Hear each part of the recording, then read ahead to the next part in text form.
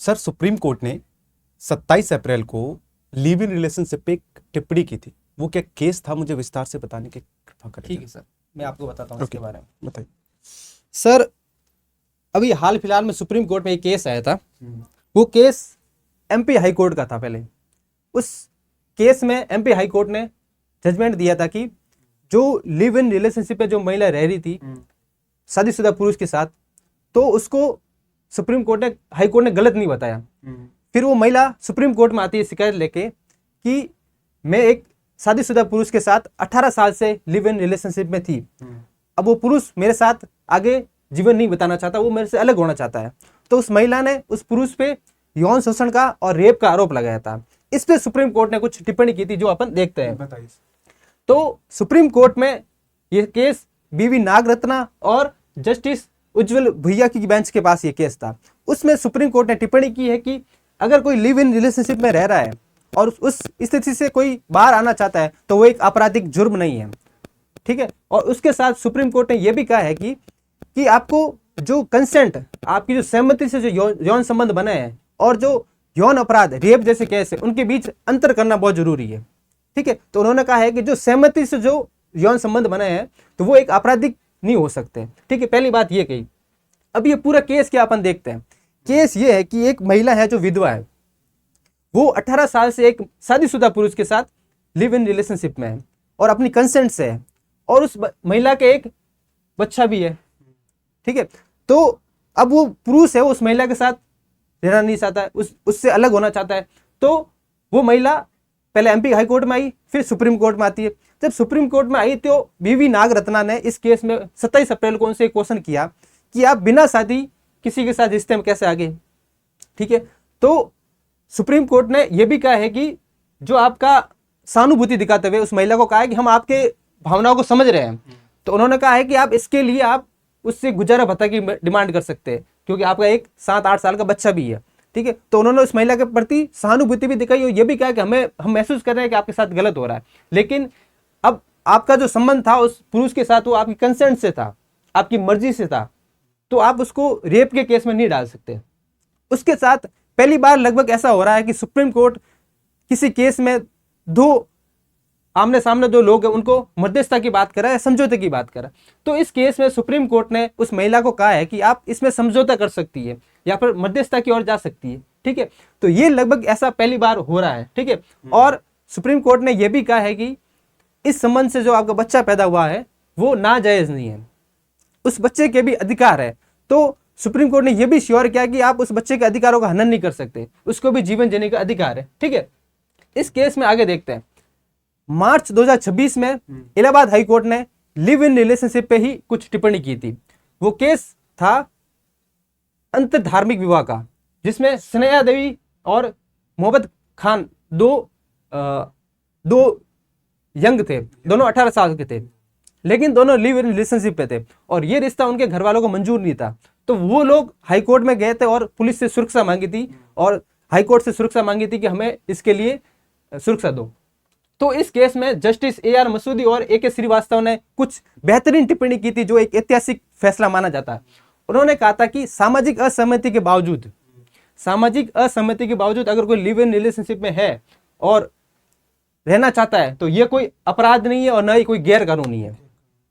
ठीक है। अगर कोई बिना शादी किए लिव इन रिलेशनशिप में रहना चाहता है, दो कपल्स, दो महिला और पुरुष दोनों रहना चाहते हैं, तो ये कोई अपराध नहीं है। और इसके साथ उन्होंने कहा था कि ये जो अधिकार है उन्हें आर्टिकल 21 के तहत जीवन जीने के अधिकार को भी दिखाता है। ठीक है।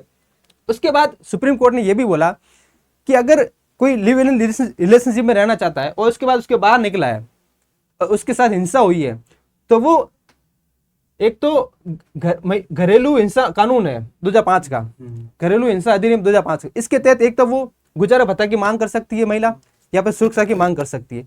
तो ये इलाहाबाद हाईकोर्ट ने कहा था। इलाहाबाद हाईकोर्ट ने इस पे और भी कुछ टिप्पणी की थी। इलाहाबाद हाईकोर्ट ने कहा था कि कोर्ट का काम है वो अधिकारों का प्रोटेक्ट करना है, राइट्स को प्रोटेक्ट करता है, न कि वो सोशल मोरालिटी को प्रोटेक्ट करता है। तो ये बहुत बड़ी बात है। उसने कहा था समाज की क्या बात है वो हमें मतलब नहीं है, हमारा काम है कानून को, लॉ को प्रोटेक्ट करना। अगर किसी का अधिकार है कि वो बिना शादी किए किसी के साथ रहे तो उन कानूनी अधिकारों को प्रोटेक्ट करना ये कोर्ट का काम है।